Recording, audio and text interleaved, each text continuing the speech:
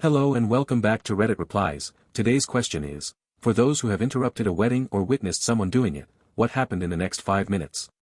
So, as always, get comfortable and let's get into the video. Story 1, I was at the wedding of a college ex-boyfriend with whom I maintain a good friendship. When the priest reached the part of, "Speak now or forever hold your peace," the bride said, "Yes, I want to say something." She turned to her guests and said, "I want to thank my maid of honor for sleeping with my fiancé last night and showing me what kind of person he is." Then she ran out. It wasn't exactly an objection. Story 2, a friend of mine works at a wedding venue, and she told me that at one wedding, the best man made some jokes in his speech about the time he slept with the bride before the couple got together. He thought the groom already knew, but he didn't. The groom got very angry, the party was cancelled, and the guests had to go home. Story 3, my best friend's older brother is a lawyer, as well as his partner and most of their friends. Moreover, a close friend of theirs is a priest and asked him to officiate the wedding, which he gladly accepted. He and his partner came up with a prank and asked a friend to shout, "I object," right when the priest asked the bride. And when that happened, the priest replied, "Rejected." It was quite funny, and we couldn't stop laughing. It was like a troll for all those who didn't know. The reactions were priceless. I can't wait to see the full video of the wedding, a low-quality cell phone version. Story 4, this happened at the wedding of a friend's brother. Their parents are very conservative and hadn't had a chance to get to know their daughter's fiancé well before they got married. To them, the only thing that mattered was that he was 10 years older than her and had been married before. They had made subtle and not-so-subtle comments before the wedding that they didn't like him. It should have been a sign of what was going to happen on the wedding day. Everything was beautiful. My friend's sister and her fiancé were thrilled to get married and invited friends and family from both sides to their wedding. It wasn't a traditional wedding, it took place in a beautiful outdoor garden. Everything was going well until the priest asked the audience, "Does anyone object to this marriage?" And very seriously, the bride's father stood up and said, "Her mother." "Not me." Then, after a long pause, he sat back down in silence. No one could believe what had just happened. Not knowing how to handle it, the priest simply said, "Well, let's proceed as planned." Everyone was stunned by the priest's response. Some couldn't even hold back their laughter. I can't imagine how the bride and groom must have felt. My friend said the tension in the air was incredible, but they still got married, although they now avoid the in-laws a lot, as you can imagine. Story 5, it happened at my own wedding. Well, sort of. My middle brother has a very weird sense of humor that sometimes causes trouble. One of his problems is that he likes to cough at critical moments of high tension and see how people react. So the night before the wedding, he told me that at some point during the ceremony, he would cough loudly, and that would mean he was going to stand up and push the priest aside to finish the ceremony himself. He also told me that he was just letting me know so that I wouldn't be scared.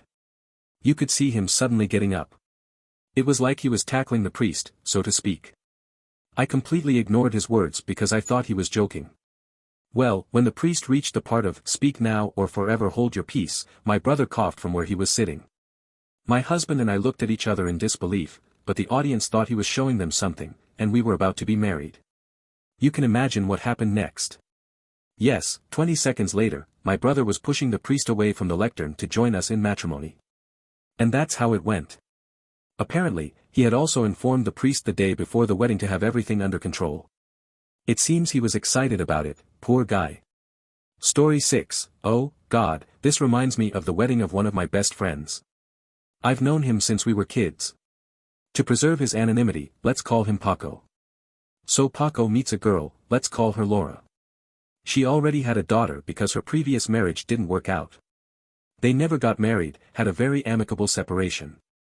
They even shared custody of the child without any fights or demands for support. Everything was ideal. Then, after a while, Laura's ex-boyfriend, the father of her child, becomes best friends with Paco, and a couple of years later, Laura and Paco decide to get married. By that time, he confessed to me that his best friend, i.e., the father of the child, made references to Laura, and there were some vague signs that the separation wasn't as friendly as it seemed. The father of her child was quite private about his life and didn't talk about girls often. But then we found out that he had actually been waiting for Laura all that time. So, considering he was his best friend, Paco made him one of the groomsmen, along with me, at the wedding. When the ceremony was about to begin, I finally found my partner at our table, and Laura's daughter was dancing on the dance floor. Suddenly, the music stopped, and the DJ said that this song was for Laura. It was a song dedicated to her by the father of her child. And while the song was playing, he said over the microphone that he still loved her, desired her, and that this wedding should have been theirs. Then he got down on one knee, asked Laura to dance with his wife, and slapped her. Paco went crazy, and they fought. The police were called, and they arrived after they had beaten each other up.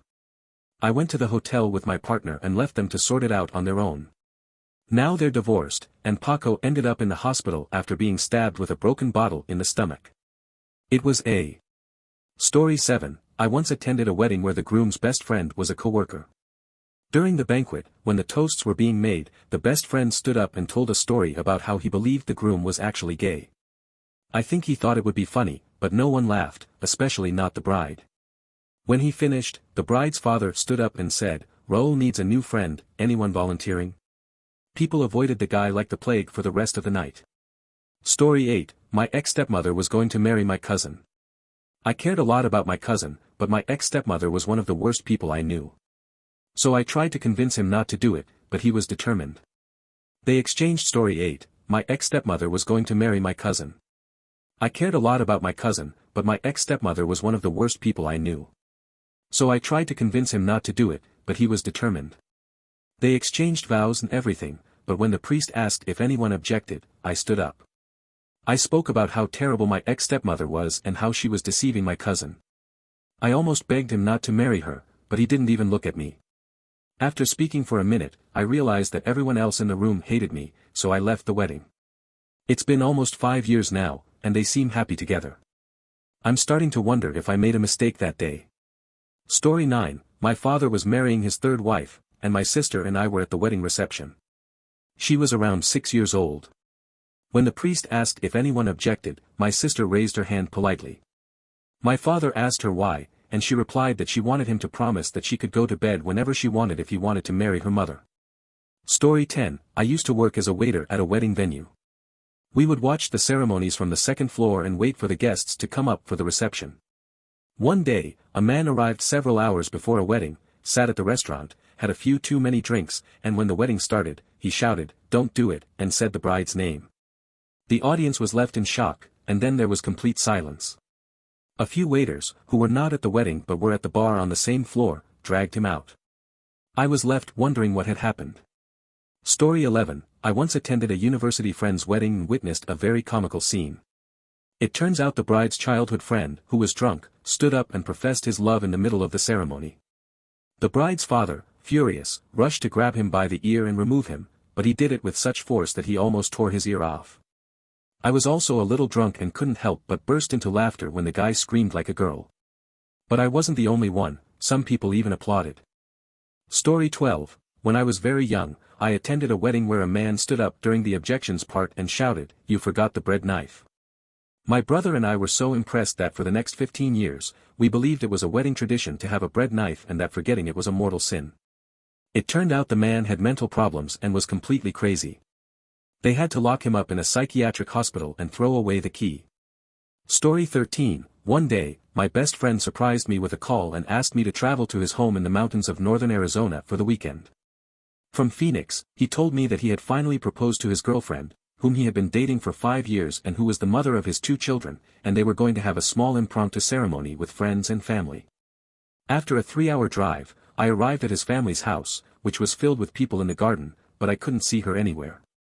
I found him, and I noticed he was very nervous, although he tried to hide it. When I asked him what was wrong, he confessed that he hadn't heard from the bride for 2 days and believed she wouldn't show up. Those were his exact words, "She's not coming." To reassure him, I told him that maybe she just wanted to make a dramatic entrance, but she never appeared. In the end, the bride's mother arrived and privately told my friend that she had gone to Phoenix and had been staying with an ex for a few days. It was a complete disaster, and I didn't know what to say to console him. So, on the day of their wedding, he announced the cancellation to the 40 people who had attended. But that's not the end of the story. After 2 months without coming home, leaving her husband with his painting business and the children to take care of, she returned as if nothing had happened. He called me and said everything was fine, that she just needed to get some things off her chest that had been bothering her for several months. And that's when I said, I object. The only thing she needed to get rid of was her disgusting ex. Since I couldn't be there in person, I told her on Facebook, and every time she posted something, I made it clear in the comments. I reminded her that she was a shameless person, one of the worst people in the world, for doing that to the best guy I know. So, in the end, they got married, she blocked me, and their marriage lasted only 4 months. Story 14, I was on the verge of saying something. I knew the bride wasn't really interested in the groom. It was a weird situation, a sort of arranged marriage by their parents. The bride was quite rebellious, and I couldn't imagine her lasting in a marriage with a guy like him. However, in the end, I didn't say anything and made up an excuse to leave quickly. Well, things got complicated during the honeymoon, and she ended up sleeping with her brother, who was the black sheep of the family and had only returned for the wedding. The funniest part is that they even had a child together. Story 15, this is a very funny story that happened before I was born. My mother has a large family, 6 brothers and 3 sisters. So when the 4th child, let's call him Carlos, got married, most of his siblings obviously didn't like his future wife. Well, the day before the wedding, my uncle Carlos had an accident at work and had to get many stitches on his hand. During the ceremony, he was high on painkillers they had given him. He felt dizzy and started wandering around the stage while saying his vows. Then he stood up, applauded, and shouted, "That's the way to do it, Carlos." But instantly, his wife grabbed him and made him sit down. Later, in the church, Carlos and his wife knelt down to pray. Since my uncle Carlos had his back to the guests, everyone could see the soles of his shoes. It turned out that one of my uncles had painted, "Help me," on the soles. They are such jokers, those two. Story 16, when I married a man who was a priest at the time, one of my best friends was in the seminary, and I asked her to support and bless our marriage during the ceremony. Although I'm not very religious, my husband is, and I thought it would be meaningful for my dear friend to give us her blessing. She was happy to do it and did a wonderful job during the ceremony. But at the reception, my new husband and she had a private conversation, and he scolded him for marrying me. She told him that since he was a Christian and I wasn't, we weren't equally yoked and that, in the eyes of the Lord, we shouldn't have married. Then she informed him that it was his duty as the head of the family to lead me to Christ. I walked Story 16, continued in on them just as she finished reprimanding him. He was pale as a ghost, but I didn't fully grasp the magnitude of the conversation until later. I ended our friendship, of course. And then she tried to give me one of those, "I'm sorry if I offended you with my words," apologies. I won't miss her. Story 17, despite giving their blessing, my grandfather opposed my parents' marriage, but it was all in jest since my grandfather has always been a big joker, maybe a bit too much. So, at the wedding, he showed a picture of my father with 2 black eyes, a bleeding cheek, and a face covered in mud. It was from a college rugby match, and he asked the guests if they would allow this man to marry his daughter. Everyone laughed and said no, but it was just a joke. Well, 20 years later, when my grandfather moved, my father sent pictures of my 70-year-old grandfather with pink-dyed hair to his new neighbors, along with a card that said, "Would you let this man live in your neighborhood?" We didn't sit comfortably for weeks after that. And that's how I learned that revenge is best served cold, and these were the last stories for today. So, as always, if you enjoyed this video, give it a thumbs up, subscribe to this channel so you don't miss any more videos. That's all for today. See you in the next video.